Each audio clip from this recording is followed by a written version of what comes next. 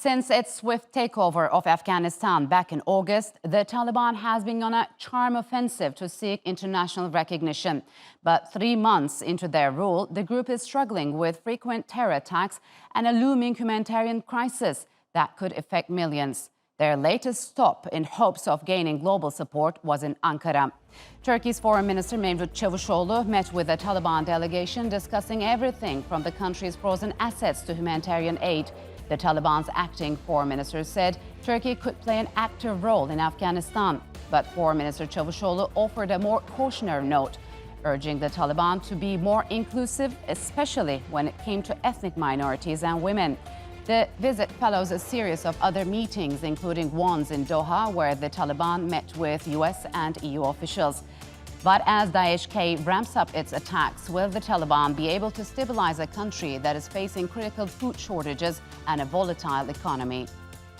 And to discuss the Taliban's efforts to gain more global recognition, joining me now from Geneva is Torek Farhadi. He is a political analyst and a former advisor to the IMF and World Bank. And from Hyderabad, India, Shanthie Mariet D'Souza. She is the founding professor of the Kautilya School of Public Policy. A warm welcome to you both. Thank you very much for joining me on Straight Talks. So, Torek, what's your take on the Taliban delegation's visit to Turkey, and was anything substantial achieved? Yes, I think it was a good visit. Important messages were given to the Taliban, of which the fact that the Taliban have asked the women to stay at home and not come to work, this is something very difficult to accept for any Islamic country. Recognizing the Taliban in those conditions would give the wrong message to the public inside Islamic countries, and it would give the wrong message to the world about Islamic countries. The Taliban have to adjust the way they are managing society. And they have to open the girls' school, the teenage girls' schools again, and they have to call back the women to work.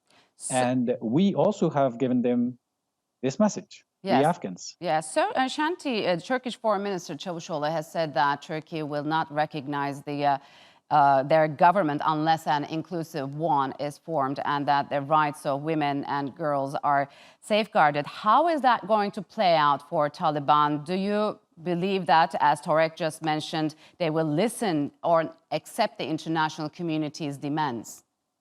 I think it's an important statement which the Taliban will listen to, given the fact that they're looking for recognition and also for funding to run the government. And if you know from the reports from the ground, there are divisions inside the Taliban. One segment of which came out to talks in Doha, is very much pro involvement with the rest of the world, and thereby are looking at forming an inclusive government and are having differences with the hardliners in the Taliban over the type of government and the kind of governance model they're going to use. So these differences are very essential for the international community to work on in terms of building a more inclusive government. And if they don't do it now, I think that narrow window of opportunity which is existing in terms of bringing moderation inside the Taliban will be simply lost. So, Tarek, do you believe that Taliban are reliable? And I mean, what should they do to get some global recognition? And is there a ground for ideological transformation among the members of that group? Well, yes, this is where the difficulty lies, is that they have to have an internal Taliban to Taliban conversation.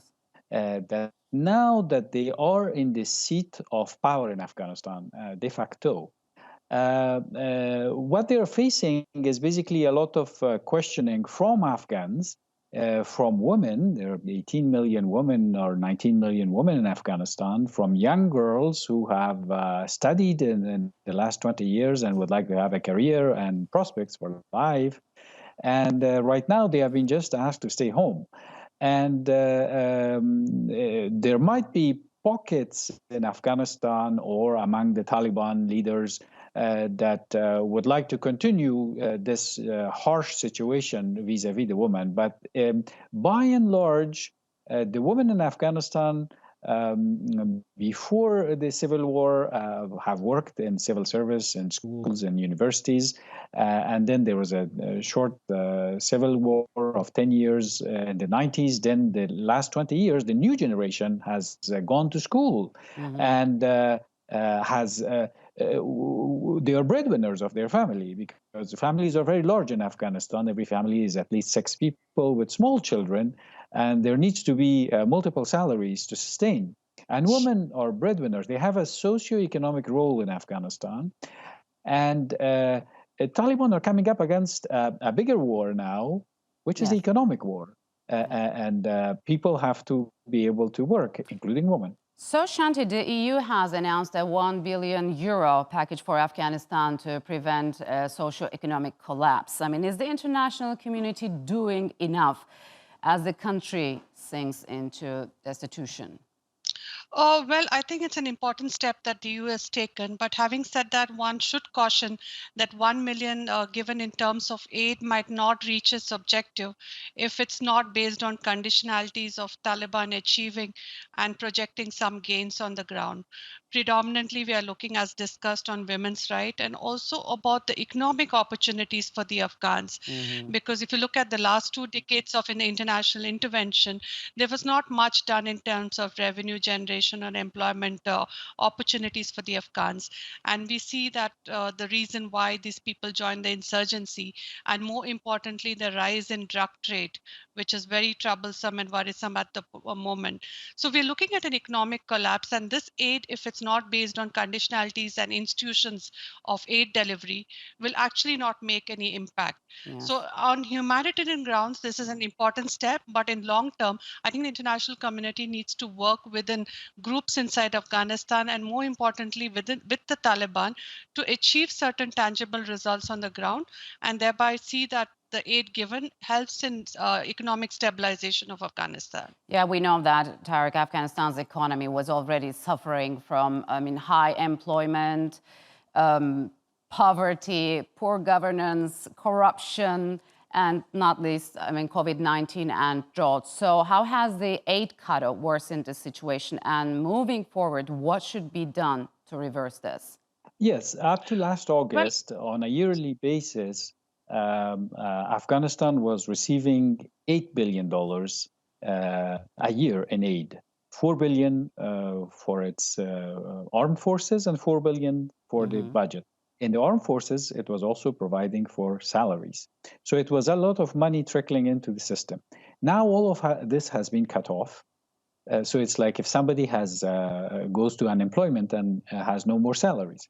And the 1 billion that Europe announced, half of it is for the neighbors of Afghanistan to create camps for refugees in case refugees come out of Afghanistan, and keep the refugees in camps at the border level in Pakistan, Iran, and in Tajikistan, and to prevent them to come to Turkey and on to Europe. So, Shanthie, the security situation in Afghanistan seems to have worsened after a series of attacks on Shiite mosques. Daesh has claimed responsibility for those attacks. What is it trying to achieve here? To spark some sort of a civil war in Afghanistan, or go for an intervention by targeting Hazaran community? Well, I think the IS, the Islamic State, is trying to find the space and the territorial base to carry out its operations. And given the fact there are ungoverned spaces in Afghanistan, this is an opportune moment for the IS to have that kind of territorial base.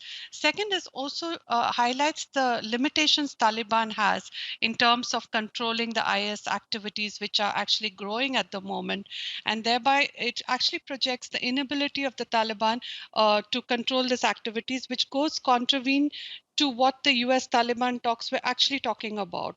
So if you look at the pattern of attacks and the way they have been targeting the Shiite mosques, this is going to lead to more of a sectarian warfare, and which could lead to civilian warfare kind of a situation, and thereby the instability is going to spill.